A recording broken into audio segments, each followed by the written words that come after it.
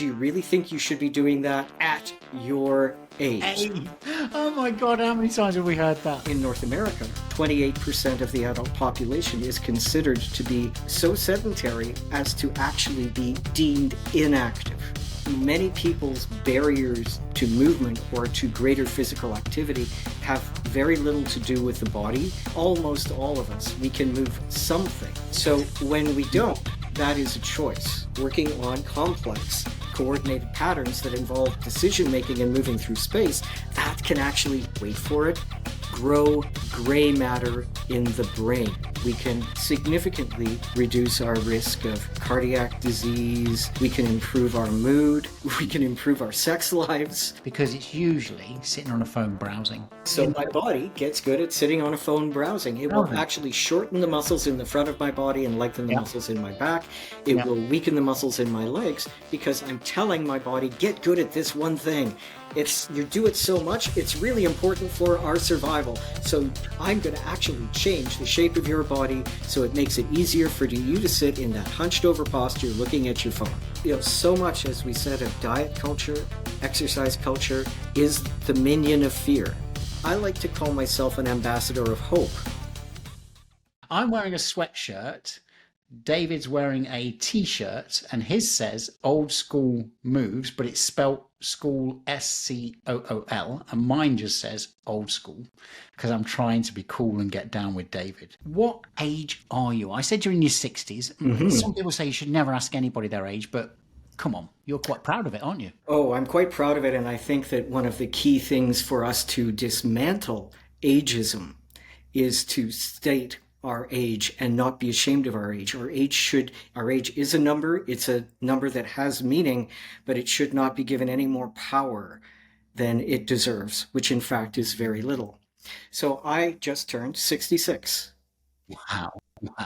And if you've seen David online, and look, we haven't met in person, but he's sitting right now, I can just describe his backdrop. He's got, he's in sort of an area where he's got some kettlebells and some mats and things. And so, David, have you been active today? Oh, yes, of course. Of course. So, that's not a stupid question, but it's a daily thing for you, right? It is a daily thing. And I mean, today you got me on a particularly good day for activity because today is a big client day for me. So I took my first client at 6:45 this morning. And I took my last client of the day about, half an hour before you and I hopped on the call. Wow. So I have coached everything for this morning from a functional fitness program involving kettlebells to my last client. I was doing, basic shoulder and spinal mobility and differentiation of shoulder and spine. Getting down to up from the floor, I played with somebody today. I did some restorative movement with another client, but that's not how I started my day. I started my day by getting up and just gently bouncing up and down on my feet, not even leaving the ground, just to feel my body and to notice what parts of it were really interested in moving today, which parts of it were more reluctant, and what might I like to try. It's fascinating, isn't it? Because you in the intro I mentioned there, and you told me that I'm not making that up. You feel more energetic now, more flexible, and strong, faster than you did many years ago, decades ago. And I guess the burning question from the start is: have you always been into fitness, strength, and mobility? Not at all. Nobody ever would have called me an athlete. I pretty much gave up high school sports on the day that I finished high school, and that was with some relief. I was always a bit of a nerd. Like I was the kid who had his nose in a book, and really had to be encouraged to take his nose out of the book and look around and, get out and do things. So for most of my working career, up until the point where I became a movement guide, I was a high school English teacher. So I taught creative writing, critical thinking, English language and literature. So you can imagine long days pretty much standing in front of a class, and then long evenings spent prepping and marking. And then, of course, in my spare time, what did I gravitate to? A book. and a couch. So, so I did. I don't mean to overstate it, but really that's what my preference was. And so, while I understood, I had some sense that I should do something to try to get some activity into my life. I'd try something and then, it would last for a month or a week or sometimes even just a couple of days. And, then something more interesting, like a book, would present itself to me, and I'd fall off that program, and then I'd pick something else up. And my storage room in my condo was absolutely littered with abandoned exercise equipment. Like, I had rollerblades and I had Everyone's been there, right? yeah, It gets to January. It's that. yeah, Come on, let's go. yeah. I need to get a bit more. I've got to shift some of Hmm. this Christmas, meals and overindulgence, and so we buy a few things and new pair of Hmm. trainers, and then come February, March, it's all done and dusted. It's forgotten about, right? So, but Yeah. so you sort of. You mentioned there you were a teacher. You were very good at that, and that's sort of we're going to spill that into this story. How that then weaves into what you do, because you really transform people's mindsets. Hmm. It's something about that we spoke about before. We've all got our own story. Yeah, Hmm. we've all got this story inside us. Oh well, I'm 55, right? So it's Hmm. easy for me to say, oh well, I'm too old for that, and that's really my story. It's not necessarily true, and what you do through probably from your teaching background really helps is to unravel that story for people and give them the real truths Hmm. about what they can and can't do. Yeah. Yeah, I would say that is one of the things that interests me the most. So something that has followed me through my entire life has been curiosity about barriers to learning, and dismantling those barriers both in myself.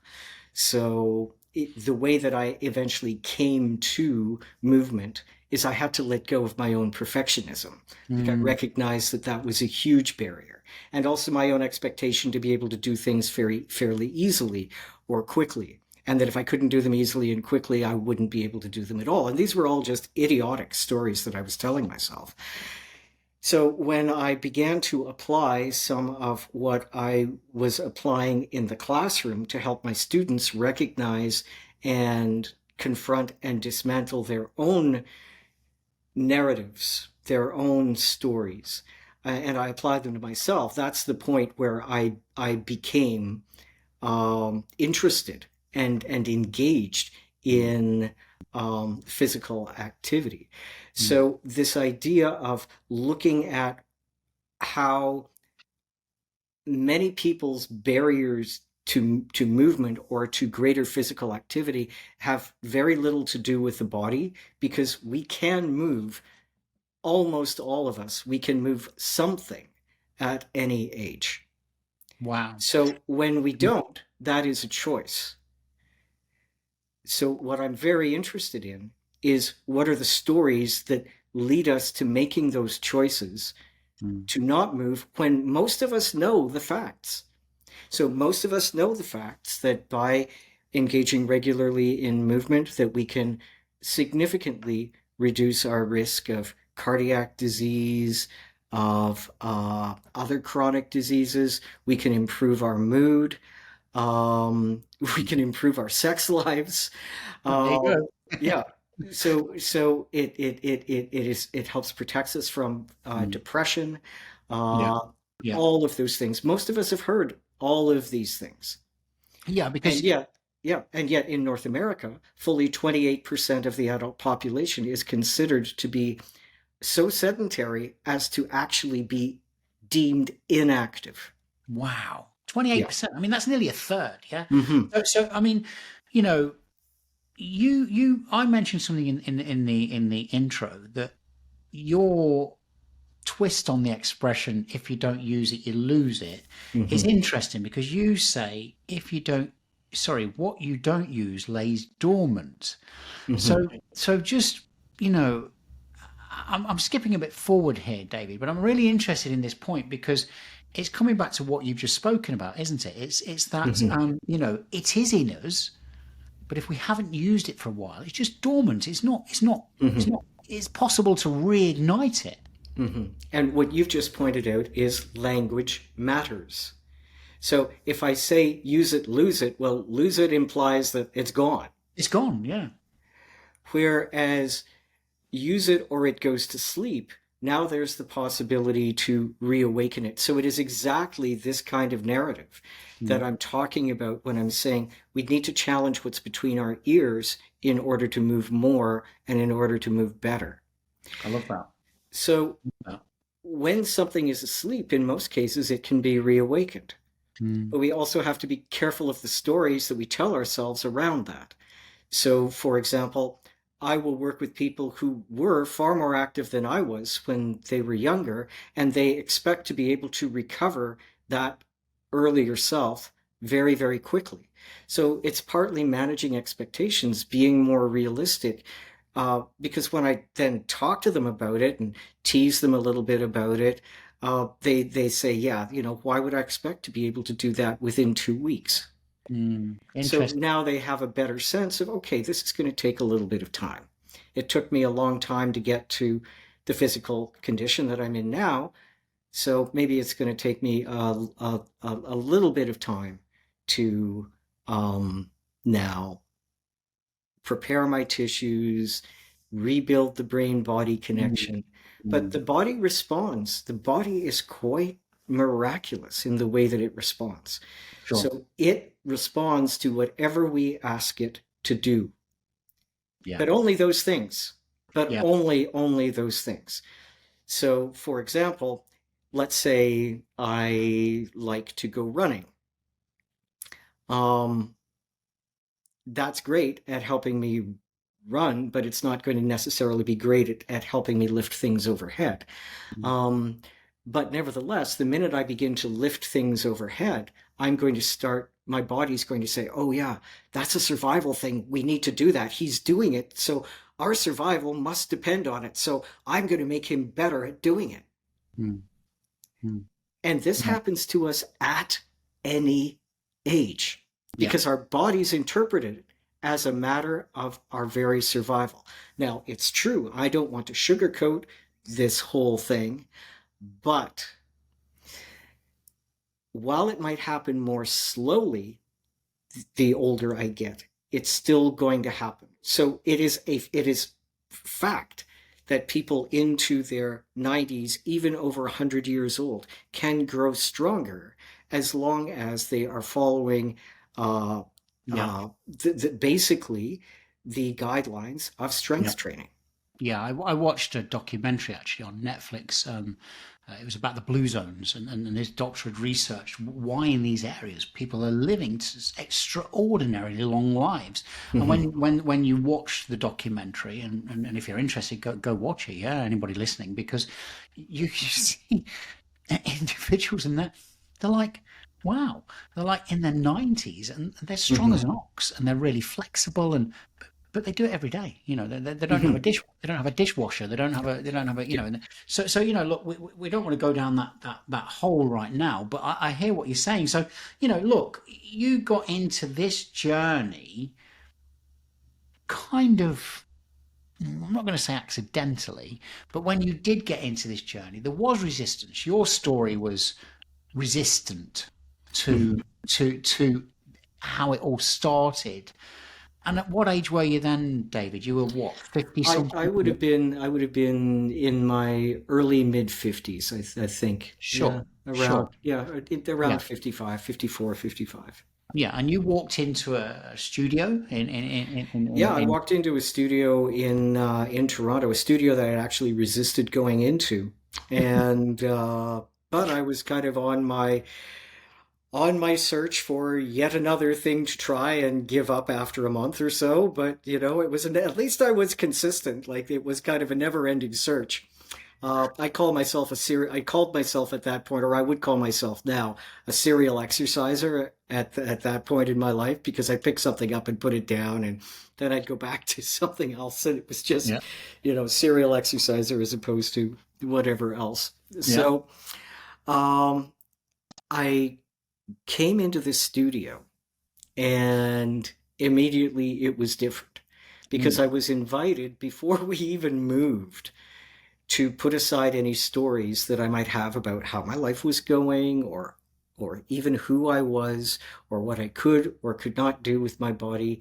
And I was invited to just set them aside for the time of the class. It was made quite clear I could pick up whatever stories I might like after the class was over, but could I just for the next 75 minutes try to set those stories aside? Wow. And it was hard. It was hard. Like I heard that and it immediately resonated with me Mm. because I recognized that this was, in fact, the same thing that I was doing with my high school students who would call themselves not at all creative I or see. who would believe that they couldn't write a story or they could write the thing that they liked writing, but they couldn't write anything that they didn't like writing. So, they could Mm. write a poem, but they couldn't write a short story. They could write a short story, but they couldn't write a magazine article or whatever. So I recognized through the approach of this studio the very same talk about irony, right? The very same approach that I was using in the classroom, which was encouraging people to notice the stories that they were telling themselves Wow. and to see what it would be like to just set those stories aside. Mm. Interesting, isn't it? Because you're still very much associated with the two studio owners of that studio, and lots of things happened, right? Mm-hmm. There was the lockdown, the studio, all the studios closed. You became very proficient in working with those studio owners, and they I think I'm right in saying they helped you become what you are today, and you still Oh, they, run. they, they were and continue to be Yeah, yeah, my yeah, mentors, yeah. and they are my very very dear friends. And the studio, the studio is called Spirit Loft here in Toronto, and Very good. it's just a beautiful place to be, where we still encourage people Yeah, to yeah, yeah, to yeah. test their assumptions, to set aside their narratives, Sure. and to try. And you did stop that limiting story. You Hmm. did transform. You really embraced it, and it changed you and a lot of things about your life, including going online because of the circumstances that we're under at that time. That Hmm. then catapulted in a whole other audience for you. And right now, I think I'm right in saying you've got it's not that much shy of 500,000 followers on Instagram. So, the power of what that pivotal stopping that story did for you Hmm. was life changing. There's no other way to describe that. But you know, why is it so important, David? Why is movement so important and strength and mobility, particularly as we start to age? Well, it's all about capacity, right? Like, what kind of life do I want to lead? Mm. And I cannot lead, I cannot do certain things in my life that I might like to do unless I have a certain degree of strength and confidence in my capacity. Mm. So, in order to retain that capacity, and I do want to correct something that you said in the introduction, it's actually positive and more accurate attitudes toward aging that can increase our lifespan by up to 7.5 years. Thank you for the So it's correction. not movement itself, Right. but strength gives us, nobody ever really ever regretted being more strong. It gives Mm. me the ability to respond to my environment. So let me give you an example. I almost got run over by a forklift a couple of years ago.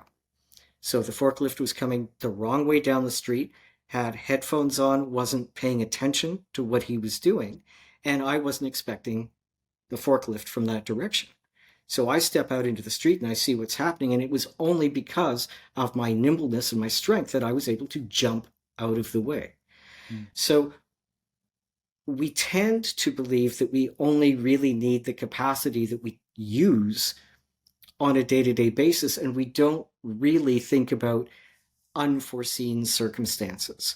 Yeah. So we don't think about, for example, stepping off a curb and misjudging our step.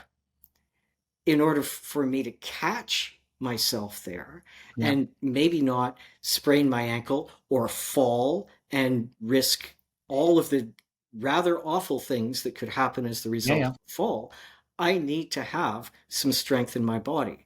So it's a question of imagining to a degree, well, what are some of the scenarios that I really don't want to find myself in? Do I want Mm. to find myself, Mm. for example, on the floor and not able to get up again? Yeah, and look, I mean, I'm gonna also, you know, correct both of us for misgiving the information of balance and confidence, because I keep using the word strength and movement and but it's also it's a whole holistic approach that you really encourage your clients and anybody thinking about this, because Mm-hmm. when I think about my mum and my dad, aging and not moving much Mm-hmm. because of various factors. One thing that was really missing was their confidence. Mm-hmm. Yeah. That their confidence was shattered. Mm-hmm. And you talk a lot about this, and you encourage your clients, and you see this transformation, don't you? Mm-hmm.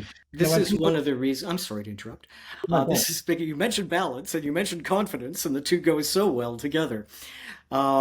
So interestingly, one of the first things that gave me confidence was in rebuilding my balance. And this, in fact, is pretty common. It is fairly easy to begin to recover balance. It happens, it can happen very, very, very quickly. So Wow. it's one of the places where I love to start with the people that I work with, because they can see that if they put in the work, and for balance, it's, some work, but it might not be quite as onerous as some of the other things that eventually we get into. Mm, But they can see the difference that just a little bit of work can make very, very, very, very quickly. mm. So having that confidence that I can Wow. try something Yeah. and I can wake up this dormant capacity and test it and do things to try to improve it. And then whether or not I actually do, and I've never had somebody not recover their balance to at least some degree, but then at least I know. Then at least I know if I try and fail, at least I know, Mm. which is Interesting. far better than not trying. So, Yeah. Yeah. I'm from Canada, and one of the sayings of the great hockey great Wayne Gretzky is you miss 100% of the shots you don't take. And this is very much true, Yeah. right? If I don't try, I know I'm going to fail. And That is 100% certain. But maybe I'm not so sure that I could be stronger. I'm not so sure I could find greater ease getting down to and up from however low I want to go or however high I want to go. But mm, wouldn't I rather know? yeah. Wouldn't I rather know? Wouldn't I rather try and know Mm. than to sell myself short by not trying? But of Yeah. course, we sell ourselves short by not trying because our deeply ageist culture encourages us to. Often through well meaning people who will say, "Oh, do you really think you should be doing that at your age?" Age. Yeah. Oh my God, how many times have we heard that? Well, Right? and the crazy thing is, people start saying it to themselves in their 30s. Oh yeah. Oh yeah. I know. Oh, maybe I should. I've heard people in their 30s say things like, I think maybe I should start slowing down. Oh, oh, there's one. I should start slowing down because, Is it, it's almost like you're reading. Hmm. something that I've got written down here, David. I mean, look, we realise that Well, we we're are simpatico after all, right? well, we are. Yeah, what a beautiful word. I mean, this man's got such a command of the language. But I was going to say, what's the most common thing that stops people moving so much? And you're already, Hmm. mentioning some of those. Yeah. It's the narrative, isn't it? It's the story. Hmm. So, I mean, you mentioned it in the introduction. Like, I'm too old. Well, too old for what? Sure, for what? Um, and again, we all age differently. Yeah, we do. So, too old for one person is not too old for another. And I would actually argue that it has nothing to do with age, but it has more to do with, and this goes back to what is dormant can be reawakened. It has to do with the influence of lifestyle choices and of sedentary culture. Mm, So if I begin to make different choices for myself, yeah. I might rediscover some of the capacity that I lost. And you Mm. also referred to something really important earlier when you were talking about blue zones, which is we have made our lives far too easy and convenient for ourselves. Yeah, well, on that documentary, there's a great sort of infographic that comes on the screen, and the presenter, the guy, I can't remember his name, Doctor such and such, but anyway, he shows, he says, modern, look what we've got, and he shows a washing machine, and then Mhm. compared to these people in these zones, they're hand washing their clothes and hanging them out and all the rest of it, no tumble dryers, and he says, and then a dishwasher and all these convenience white goods that make our lives easier. Mhm. But the point that then he makes is, so what do we do instead? Mhm. And he shows an infographic which makes you go, ooh, because it's usually sitting on a phone browsing Mhm. Yeah. instead. And You know, so but, and so my body gets good at sitting on a phone browsing. It will browsing. actually shorten the muscles in the front of my body and lengthen the Yeah, muscles in my back. It yeah. will weaken the muscles in my legs because I'm telling my body, get good at this one thing. It's you do it so much, it's really important for our survival. So I'm going to actually change the shape of your body so it makes it easier for you to sit in that hunched over posture looking at your phone. Oh, Mm. and you don't need to walk around that much, so I'm not going to waste all that glucose on your legs. I'm just going to make them good and weak because they're supported anyway. Wow. It's unbelievable, isn't it? It isn't unbelievable because we're doing it, and we're, Yeah. and we're doing it across the world. We're doing Mhm. it across the world. But when you look at the different cultures in the world where there are different levels of activity, where, for example, communities are designed where people have to walk to get to certain places, or or even just there, for water. yeah, or true, uh, or apartments are smaller and so you have to reach up higher and reach down lower because not everything can be at a convenient level. So there are real um, challenges associated with living in a highly manufactured world. It would be like we have the capacity to only ever eat potato chips. We can eat potato chips until as much as we like, but we know that it's not good for us. We know that we need to bring other things into our diet. Yeah, yeah. So it's kind of the same thing. And this is my idea around movement, that Mm, I need a whole variety of movements in order to communicate to my body that I want to still be able to do all of those things. So mm, it's not enough for me to lift something overhead or press it out from my chest. I need to be able to reach out to the side and also lift it. Or I don't want to always be squatting down with my feet in a perfectly predictable position. I need to actually be changing the orientation of my feet in order to bring stimulus to my muscles and joints in different ways. Similarly, I'm sometimes going to want to really work on complex coordinated patterns. So I am building my brain body connection and, in fact, working on complex coordinated patterns that involve decision making and moving through space that can actually, wait for it, grow gray matter in the brain.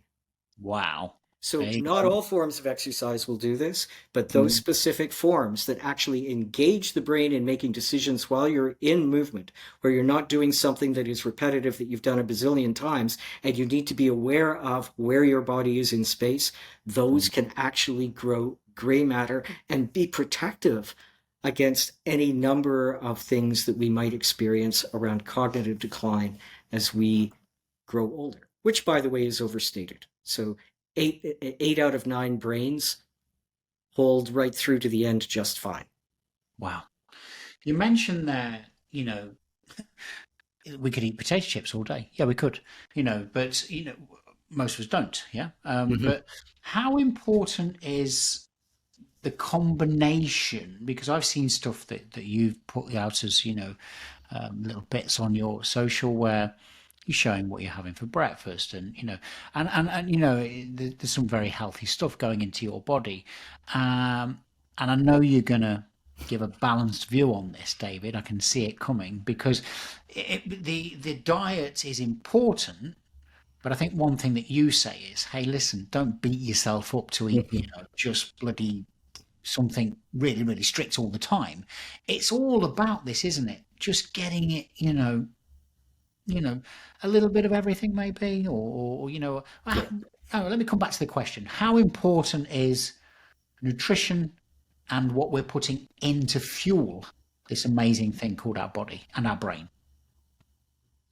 Can I answer a different question that I think is Mm. really, really important? Go on. So, for both movement and nutrition, what I'm looking at doing is being able to have a sustainable practice. So, I want to have a movement practice that is nourishing me in some way, in the same way that food nourishes me. And I want it to be adaptable, and I want it to not be punishment based. But so much of the narrative around both movement and food, especially around diet culture, has this sense of punishing ourselves in the way we eat. And there is still this, in my opinion, absolutely ridiculous idea of no pain, no gain in exercise world. Mm. So let's just scratch the surface of that for a minute. Depending on my personality, I might respond to no pain, no gain for a day, a day, a week, a month, maybe a few months. But at some point, if I'm going to preserve my own mental health, I need to ask myself, why am I bludgeoning myself with this thing? Mm. Why am I bludgeoning myself with this thing and maybe even harming myself physically? And I think the same thing applies to food. So I believe in eating a whole range of food. Making sure that I'm getting a nice variety of color on my plate, that I'm getting enough protein, that I'm eating and maybe stopping a little bit shy of feeling full. But I love gelato, and I am not going to be apologetic for eating a gelato every now and then. Okay. And when I go out for coffee with my best friend, she likes to go to a pastry shop. I'm going to eat the pastry. Yeah.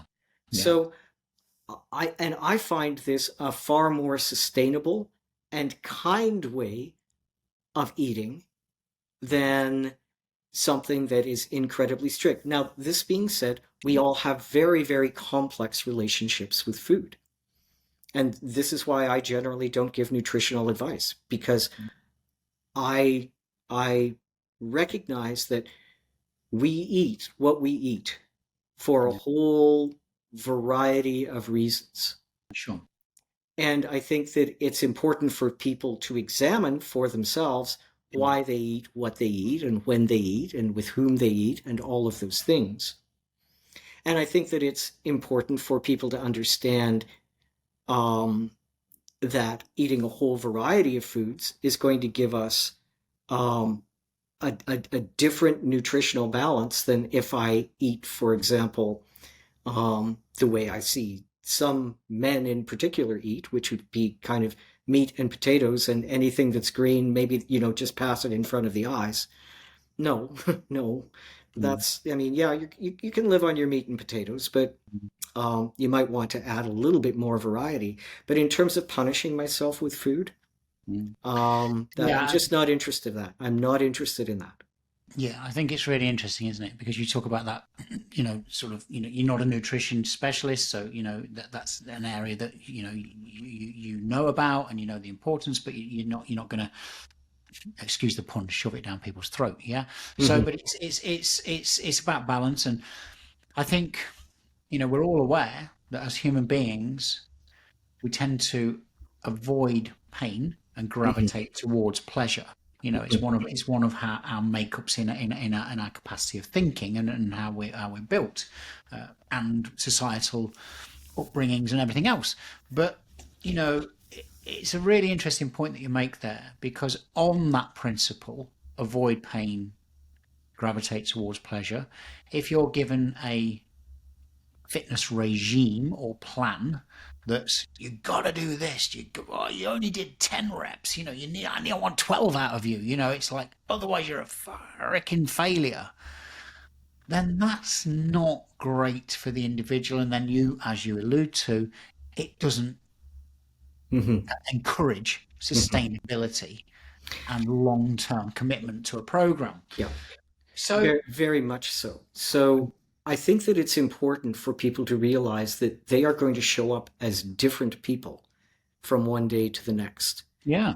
and to pay attention to how they're feeling, Mm. and that they be taught, that they learn how to adjust whatever program, whatever, movement program they're doing to meet them as they are on that particular day. So on some days I might have a little bit more energy, and I might out of kindness to myself, Mm. knowing that my body adapts to stimulus, recognize, whoa, I have a little bit more oomph today, so I'm going to give my body a little bit more oomph to communicate to it, yeah, let's go. Let's go. Let's adapt and let's grow in this particular way. But on other days, I might have had an argument with my girlfriend. I might have had not enough water to drink, or stayed up a Well, little bit too late, or any number of things that are going to affect how I show up to my movement practice. And that doesn't mean that I should just push through those things, because actually, by pushing through them, I might hurt myself. And I'm mm, certainly not respecting myself. yeah. And so I like to help the people I'm working with by just giving them a real simple framework around, well, why do you want to practice today? What is your intention based on how you're feeling? Do you want to work on refining something? So something that you already know, maybe you want to really dial in on that and work a little bit harder, and maybe see if you can be a little bit more precise, or maybe do a little bit more, however you would define more. So that would be one thing. Maybe today you want to learn, which means you might not be pushing your body quite so much because you're still in the learning phase, and you want to be adjusting to help yourself learn by making things a little bit easier in the learning phase. Yeah. And maybe on other days, you just want to play. You just want to play. You want to cultivate the enjoyment of being in a body and Mm. exploring the capacity that your body has. And Yeah. so there are any number of, task-based movements that Mm. we can do that are inviting that spirit of curiosity and playfulness back into movement, Yeah. because Yeah. movement can be, it doesn't, there's no way that it can be joyful every day. Yeah, and again, coming back to your online presence, and I keep mentioning this. Go and check David out on his Instagram account in particularly. He is on other social media, but his Insta is very, very strong, and there's some great things on there, and I've seen people have fun with this. Some of your followers, some other people, that for example, um, one of the things you've done is hopping, and as daft as it sounds, it is fun. It is Hmm. fun, and so thanks for that, David. So look, you're passionate and you're an activist actually, Hmm. um, about of anti-ageism. Hmm. Give us some examples of ageism and why you feel so strongly about correcting society's attitude towards age. Hmm. Well, ageism is whenever bias, stereotypes, prejudice, and discrimination come into play, where people are judged to be either capable or not capable on the basis of age. Mm. So In- it is no less toxic and harmful than any of the other isms. So being judged capable or incapable because you are a woman, or judged capable or incapable because you are LGBTQ plus, or being judged capable or incapable because your skin is a particular color, or because you belong to a particular religion. So all of these things place limitations on what a person can be in the world. And this is incredibly hard for us. We, especially as older people, have internalized ageism from a very young age. So think, for example, of some of the stories that you were exposed to when you were a little kid that involved, oh, I'll bet you a wicked old witch and maybe a cranky old man, Mm. or maybe a bit of a doddering old man, or all of the images that you saw of older people in the stories that you read.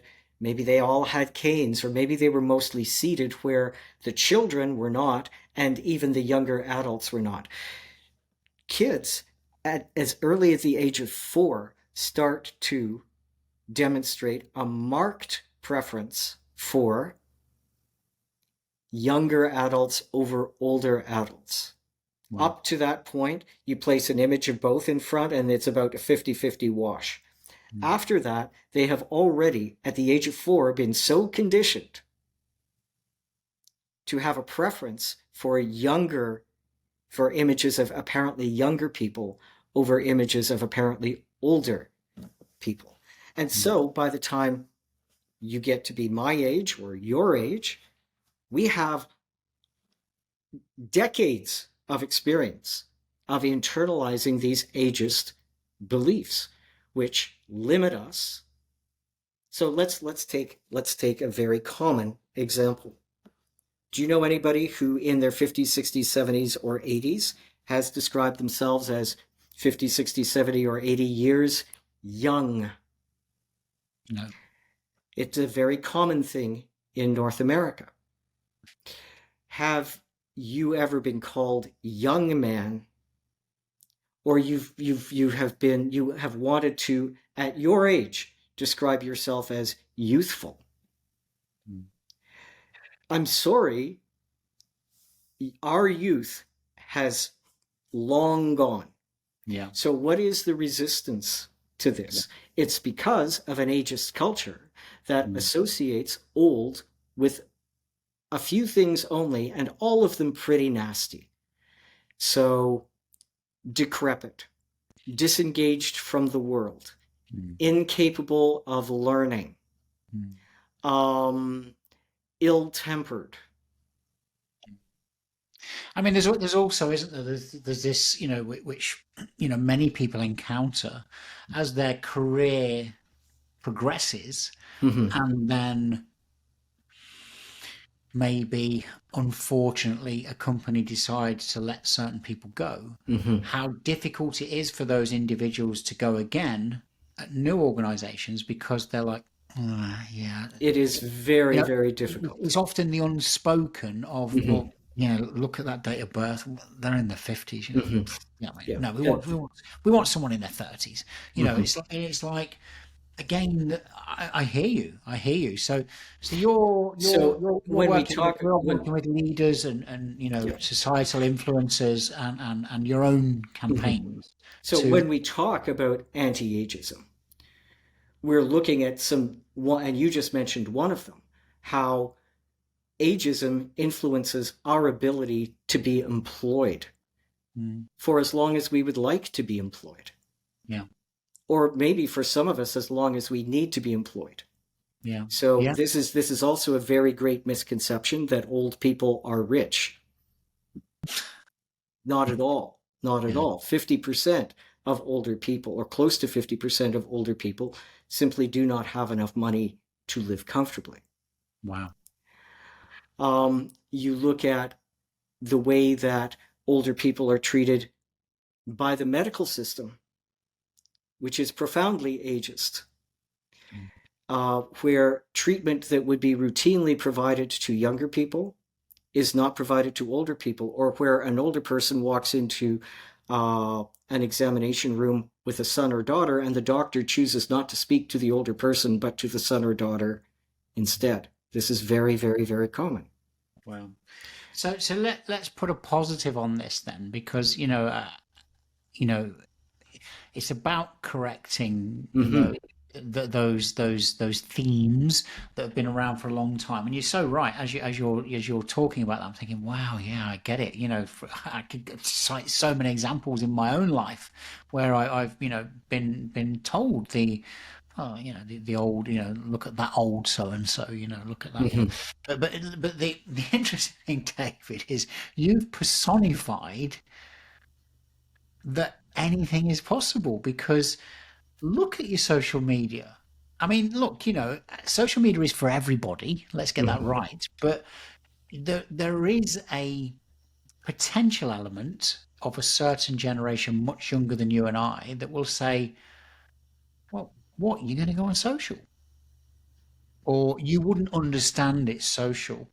And that again You is know? is an ageist is No, an it is. ageist It assumption. is. It So is. in fact, in fact, You've gone online. You've gone yeah, online, and when you were starting out, yeah. all those years ago, there was some times where you were adding 36,000 plus followers a day. Hmm. And now you're a half a million on Insta, or close to half a million on Insta. I Hmm. mean, anything's possible, right? With the right mindset. Yeah. Well, and this is only proven to be true that older brains are just as capable of learning as younger brains. Sometimes it just takes us a little bit longer. Yeah. And in fact, older people are the fastest growing segment of tech users in the demographic. So, Interesting. yeah, Interesting. Isn't it's isn't so that it's interesting? not that people are incapable of using tech. And Mm. besides, who invented most of it anyway? Mm. Right now.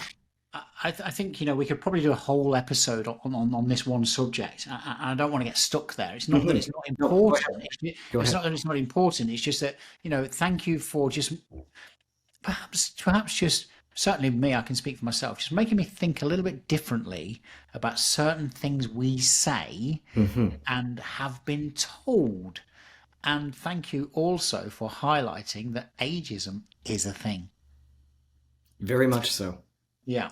So you use a very holistic approach to everything you do, and listeners, you're probably gathering that, from Hmm. this conversation. David isn't about get in the gym and hit that floor. Let's do 10, and it's all, he's tailoring to clients' needs, and we spoke about it. It's the movement, it's the strength, it's the balance, it's the fun, it's the changing the narrative. How important is getting our stories reframed, and what differentiates you to other individuals who are taking on more mature clients? I think that it is absolutely key to reframe our stories. Um, because largely our barriers to doing anything exist between our ears. we tell ourselves we can, or we tell ourselves we can't. Yeah. So there are really only two reasons why anything ever fails. Either it fails to start in the first place, or it fails to continue. So looking at why things fail to start and why they fail to continue, Mhm. I think really is the task.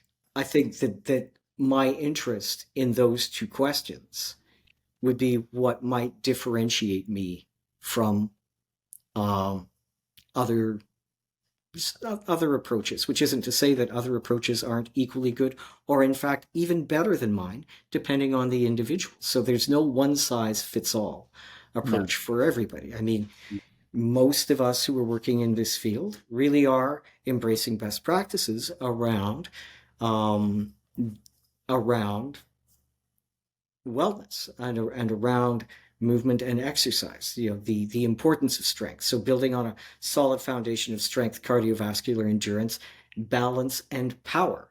Those are the big four, especially for people my age or your age, so people in their middle years and beyond. Yeah. Um, Yeah. so, we are all building those in certain ways, but all modalities have gaps and strengths. Mm. So it's really important, especially if I have a client who likes, for example, to run, to now ask the client, well, let's also take a look at the things that running doesn't ask you to do. So by all means, continue with your running practice. It's great. And if you want me to help you with some mobility and that is going to help improve your running, or, some gait mechanics or whatever, let's do that. But let's also look at what running doesn't ask you to do and build some more variety into your Yeah. practice so that you get good not just at running, but you're also telling your body that you want to preserve those other capacities as well, like being able to lift heavy stuff and carry it around, like being able to jump sideways and turn, like being able to, um, yeah, again, get down to the floor, pick up something heavy, and then get back up again using only three limbs. All Yeah. of these things. So Yeah. looking looking holistically at all of the capacities that I want to preserve, and knowing that my body's not a mind reader, and my body's only going to adapt to the stimulus that I give it. It's Mm. not going to uh, tell the future and see that in 10 years I'm going to have a grandchild that I want to be able to pick up and play with. Yeah. It's Yeah. going to it's going to adapt and also strip away. It's going to give me the capacity that I tell it it needs, and it's going to strip away the capacities that I tell it it doesn't. Interesting.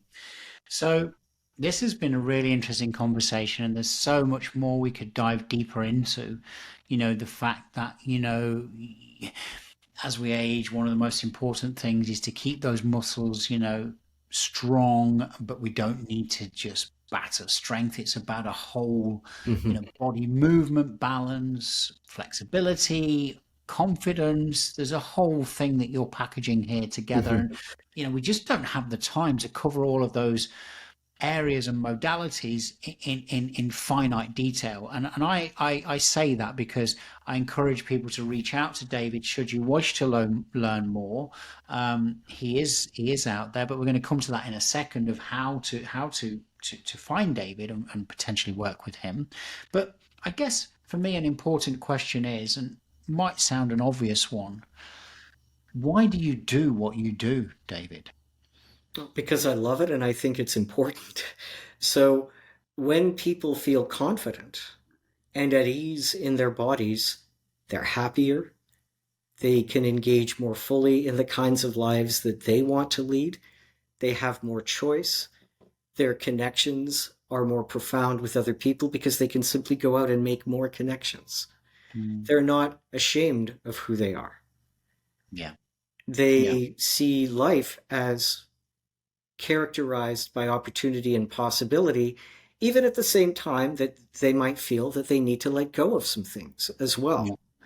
yeah. And so I like to call myself an ambassador of hope rather than a minion of fear. And so much, as we said, of diet culture, so much of exercise culture is the minion of fear, as Mm, opposed to offering people hope and offering people possibility, meeting them where they are so that they can uncover that possibility or we can uncover it together. yeah, yeah, So that's why I yeah. do what I do. Thank you. Um, what do you hope to achieve in this sort of, short term and longer term that you haven't already? I think really more of the same to Yeah, help people of all ages recognize the stories they tell themselves that are self-limiting. So, for example, people in there who are 29 not wanting to call themselves 30 when they turn 30. there's one, Whoa. isn't it? There's one. Yeah, yeah. Whoa. So that, yeah. So, and being fearful of yeah. growing older. Oh, I'm dreading being 40. I mean, it's Uh-huh. all, isn't it? Hmm.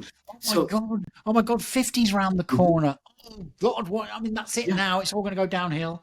So yeah, Whereas yeah, every age, every stage of life is characterized both by loss, what's receding into the rearview mirror, and by opportunity in what's coming up ahead of us, all ages and stages. yeah, So, for example, in order to be the man you were in your 30s, I'll bet you had to let go of some of the man that you were in your 20s. yeah. True, true. But isn't there a reverse to that as well? Sorry, I mean, look, I mean, No, go for it. we said earlier, listeners and viewers, David and I, we love this sort of debate between each other because it's like, isn't there also this one of somebody who's early 20s, like, oh, I can't wait till I'm 30. Sort of almost wishing your life away. Now that's very interesting because the both of them are ageist. So Aren't they? the That's feeling why that I said it. That's why I've said it. the feeling From that there's only a certain age where I can do certain things, it's rubbish. it's It's a absolutely story, isn't it? It's the ridiculous. story. And ageism goes both ways. When we deny younger people opportunities entirely on the basis of age, Yeah, that is no better it than isn't. denying older people opportunities on the basis of age. I agree So that 100%. people uh, should be allowed to embrace whatever opportunities life provides based on their own merits as human beings, based on their own talents and interests and capacities and education and Mm. all of those things rather than on age. This is a world that I would profoundly wish for. And that we insist on recognizing ageism when it crops up and when we are denied opportunities, even opportunities in our own heads, I love that. because of the stories we tell ourselves. I love that. What are you working on at the minute then, David, that's sort of like really making you like super excited, even more excited than you already are? Um, I'm this is very much just in the hopper this week. So, Oh, okay. There you go. really, really thinking of how to bring what I'm doing into more into a kind of program that I think most people would be able to follow along with some assistance from me, Wow. but without maybe the huge amount of assistance from me that personal private training entails. Mm. So obviously I am a movement coach. I train people individually, but I really like the idea of people having access to systems that work, whether they be my system or somebody else's system Mm. at maybe a bit of a more affordable price, and which is why I do so much of what I do for free on Instagram. And Wow. I Wow. really believe in trying to make things possible for a wide variety of people. So this is very much in the hopper. I mean, I do monthly workshops. I do a Sure. whole Sure. bunch of things. So Sure, and there's a retreat coming up later in the year, and you can yeah, find all the details on David's yeah, and I website and stuff like that. So yeah, I mean, look, I love that. By the way, I love it, and I love this very healthy attitude you have of I want to help as many people as I can to change attitudes and build their own inner self-confidence, not necessarily with me always holding their hand. And, I mean, it's going to give you a wider reach, and hopefully it's going to have a bigger impact. So Mhm. that's great. That's great. So, we've mentioned your website, we've mentioned Instagram. Let's give it a plug. How can listeners, viewers find you, work with you? Mhm. Instagram, you have a handle which is Old School Moves, and that's But let's be careful how we spell it because it's not let's be old careful. school. It's not old No, school. It's no, it's not. old cool moves. Oh, there you go. It's So there's no old H. There's no school. H in it. It's OLDSCOOL moves. And if you're listening to this or watching this, this is all going to be in the footnotes of the episode. So don't worry if you didn't quite catch that, it'll be there. Yeah. Um, And the website is Old www.oldscoolmoves.com. Cool Moves. And hey, look, I tried to. I said this in the front of the at the heads of the episode. I tried to get on your page, David. I didn't quite get there. I'm so sorry. I, I But I love the effort that you made, and I'm wearing a sweatshirt old that says school is old cool. school. Yeah, old school, yeah, and yours says old school on your t-shirt. We got it. Right, finally then, as we bring this connection to a close. Mhm. For now, because I'm going to meet you. I'm determined to meet you, All and right. I like this for us. I want to hop with you. I want to do some movement. I want you to embarrass me almost to say, "Oh, Ian," or compliment me. You're doing good. But I want to meet you. So finally, what's the one piece of advice you'd give to help individuals, regardless of age, change their stories? So easy. It's just one word. Try. Oh, there it is. There it is. So instead of making the assumption, try. Find a way to try. And that doesn't necessarily mean do the fancy thing that you're seeing me do on Instagram. If you were to give yourself a little bit of space and time and grace, how could you find your way into that? Mm. So it isn't try and give up. It's try and keep finding a way in. Yeah, I love that. I love that. Thank you so much. I've enjoyed this time with you today, albeit in a virtual studio. So you're over there in Toronto, I'm over here in Cheshire, England, northwest of England. Um, yeah, I could just talk to you, for a very, very long time. Um, you have inspired me. I'm going to say that to move more and to get I want to have the energy that you have as you continue to enjoy this journey that you're Mhm.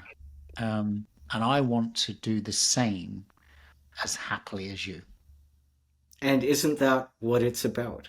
To Yeah. find a way to make it sustainable by being happy or at least happy enough Mm. in what we're doing. Like it can't be happy, happy, joy, joy every day, No. but it has to be happy, happy, joy, joy sometimes. And it needs to feel that what I'm doing is nurturing and sustainable. So that you Yeah. have that goal for yourself, I like that for you. Thank you so much. Interestingly enough, and I haven't mentioned it because it sounds so obvious, but isn't it ironic, David, that the podcast that you're featuring on today as the featured guest is So What's Your Story? And Mhm. throughout this, we have said that story that we tell ourselves, never mind all the other stories that are coming in at us, is so, so important. Mhm. Thank you so much, David Wilson.